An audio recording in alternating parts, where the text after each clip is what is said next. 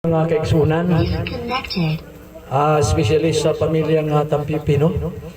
So doon na lang diyoy usa ka gabi mahuman ta karon ug mauna ang pinali sa Lunes ato na siyang dalhon sulubnganan ug mauna ning panahon na nga gitawag sa Biblia og pagbalata ug pagminatay, paghilak sa ilabihan.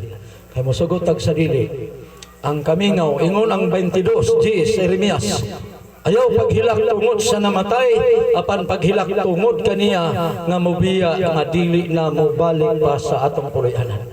So mo ni hinungdan Nixon, pero nagpasalamat tas Ginoo kay kung mahitabo man na ate dili ta maghilak nga walay paglaom, kung dili maghilak tungod sa kamingaw, labi na sa mga anak ng kabataan.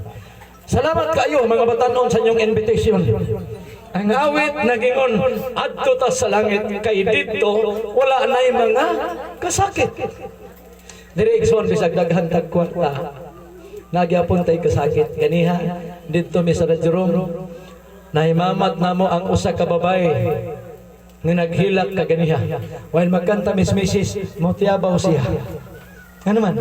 Kay niagi siya pertining daghan na kwarta. Matag bulan 1.8 million mag-abot siyang balay.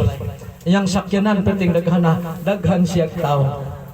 Pero ang problema igsoon nahanaw iyang bana.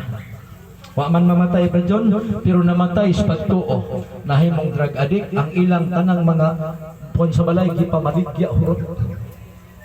Unya siya, may apil sa kapa, ni asinso na po siya gamay. Amot kinsay naka-apil niyo sa kapa. Kaya ko, grabe kang inimbitar nila sa kuwa. Kapa, unsa man na, kabus, padatuon. Unang di mo na kung nagtawag na ko, Brad, gibalhin na dahil sa Diyos ngadtos tao ang pagpadato, kay ang tao na may mapadato, kay ang Biblia nagtugan, unang Samuel 2:7, ingon ang Diyos, ako'y magbuot kinsay madato, kinsay mapobre. Nga naman, hakyo dos unso, ingon ang Diyos, ang salapi o bulawan, ako Nga nganong tao na may mapadato.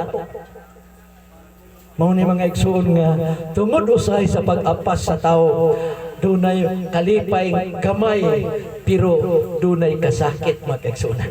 Manang awit ganiha 16:11 Salmo, akong gihimo kay dunay kalipay nga wa unyay katapusan.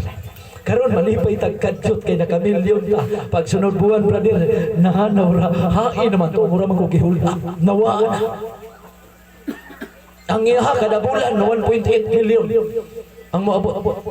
Pero ingon pa niya ganiha, kung ang iyang kwartas, iyang bulsa 450,000 na lang, pirti na lang niyang guula.